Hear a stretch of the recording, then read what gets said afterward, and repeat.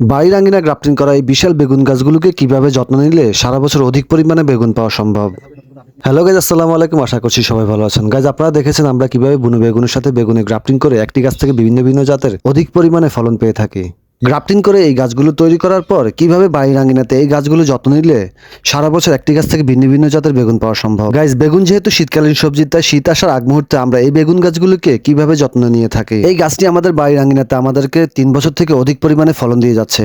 যেহেতু সামনে শীতকাল, সেই কারণে আমরা আরো নতুন করে 4টি ব্রাঞ্চের গ্রাফটিং করেছি। ইনশাল্লাহ এই 4টি ব্রাঞ্চ থেকে সামনের শীতকালে অধিক পরিমাণে ফলন পাওয়া যেতে পারে।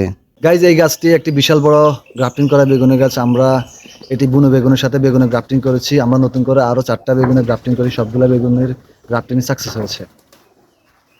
শীত মৌসুমে অধিক পরিমাণে ফলন পাওয়ার জন্য আমরা এই গাছটির গোড়ার প্রত্যেকটা মাটি আলগা করে নিচ্ছি। এখন এই আলগা করা মাটিগুলোকে গুঁড়ো করে জৈব সারের সাথে ইউরিয়া এবং পটাশ সার মিশ্রণ করে আমরা ইনশাল্লাহ দিয়ে দিব। গাছটির গোড়ায় সার এবং জৈব মিশ্রণ দেওয়ার পরে আমরা সারগুলোকে আবার পুনরায় মাটি দিয়ে ঢেকে দিচ্ছি। মাটি দিয়ে ঢেকে দেওয়ার পর গাছটির গোড়ায় পর্যাপ্ত পরিমাণে পানি দেওয়া হচ্ছে। আর ইনশাল্লাহ গাছ এভাবে যত্ন নেওয়ার পরে এই বছরে এই গাছটি থেকে প্রচুর পরিমাণে ফলন পাওয়া যাবে। গাছ, আমার পিছনে যে বিশাল বেগুন গাছটি দেখছেন, এটি একটি গ্রাফটিং করা বেগুন গাছ। এই গাছটির বয়স 3 বছর। এই গাছ থেকে আমরা 3 জাতের বেগুন পাচ্ছি। যেহেতু সামনে শীতকাল, সেই কারণে আমরা এই গাছের জৈব সারের সাথে কিছু রাসায়নিক সার মিশ্রণ করে দিয়ে দিলাম।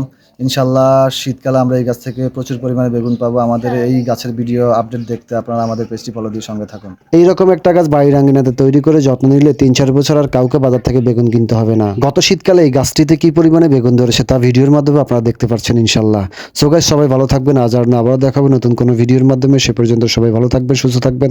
সবার সুস্বাস্থ্য কামনা করছি। ধন্যবাদ সবাইকে। আসসালামু আলাইকুম ওয়া রাহমাতুল্লাহি ওয়া বারাকাতুহু।